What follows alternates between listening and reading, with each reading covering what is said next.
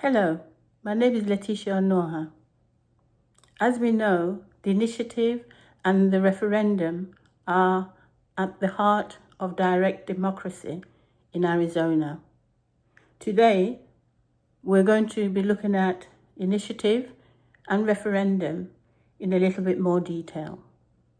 First, I will start by giving a basic definition of referendum and initiative, followed by how they are created. I will compare and contrast the two of them. I will discuss the advantages and disadvantages of each. And then finally, explain how initiative and referendum support direct democracy. So let's make a start. So definitions. Initiative is a process used by voters to propose new laws or amend existing laws by bypassing their state legislature. And a referendum is the method used by voters to veto a new law or part of a law by gathering signatures from registered voters to place the issue on the ballot. So how are they created? Firstly, initiative. Citizens who are looking to propose a new law must first draft their proposal, collect enough signatures from registered voters, and must file these signatures with the Arizona Secretary of State office at least 4 months prior to the next general election. Once the rule is on the ballot, citizens can pass it with a majority vote. Referendum, like initiative, a referendum is triggered by a petition.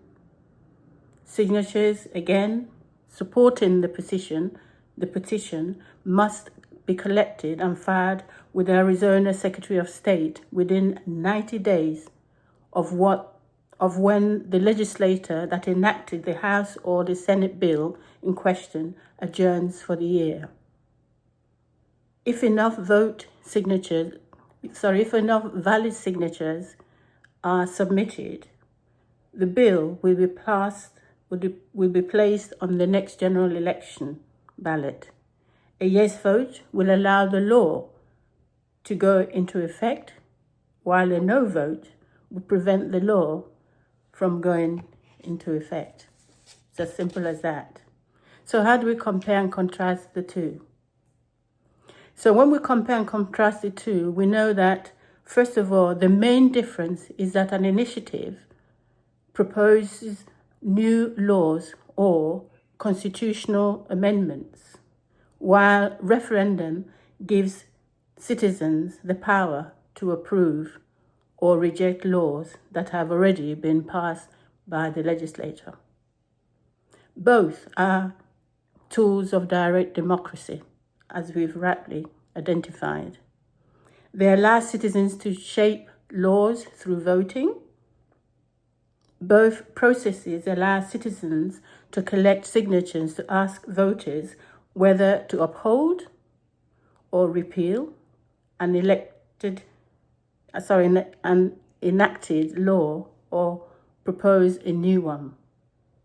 Both are tools for direct democracy and ensures voters have a direct voice in shaping policies that govern them. So advantages and disadvantages. Starting with initiative, advantages. First, citizens are allowed to propose or amend laws that the legislator may not want to change, increasing democratic participation. Number two, the public can propose transformative policies that the legislator may not propose. And then thirdly, initiatives can be used to address issues that are important to the public but not to politicians. Disadvantages of initiatives. Special interest groups can use initiative to push their own agendas. And then some issues may be complex and the public may not have the knowledge or experience to propose effective laws or amendments. So those are the advantages and disadvantages of initiative. Let's look at referendum. Advantages. Citizens have the final say on important legislative decisions. Number 2, referendum can be used to prevent laws that are unpopular or against public interest from passing. It can also be used to check the powers of legislator. Disadvantages. Referendum can be used to block important necessary legislation, or the public may not have the expertise to make informed decisions on complex legislative issues. Okay, let's look at how initiative and referendum supports direct democracy. Initiatives. The process, as we identified earlier on, of initiatives gives citizens of Arizona the power to propose new laws or amend an existing one. For this to happen, citizens must gather enough signatures and the proposal put on the ballot for a public vote, allowing citizens to directly influence the law and policies of the state.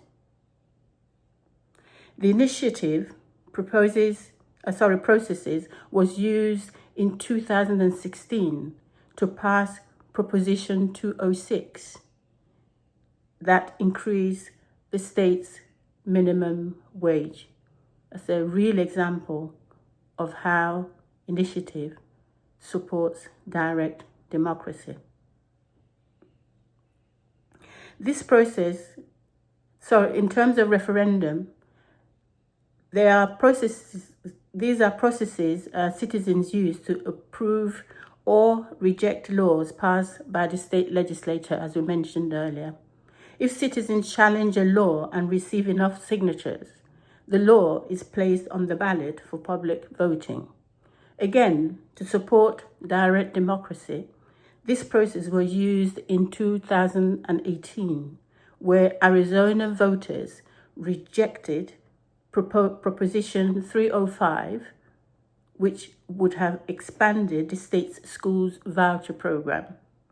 Again, the legislature passed the law, but citizens of Arizona rejected it through the referendum process.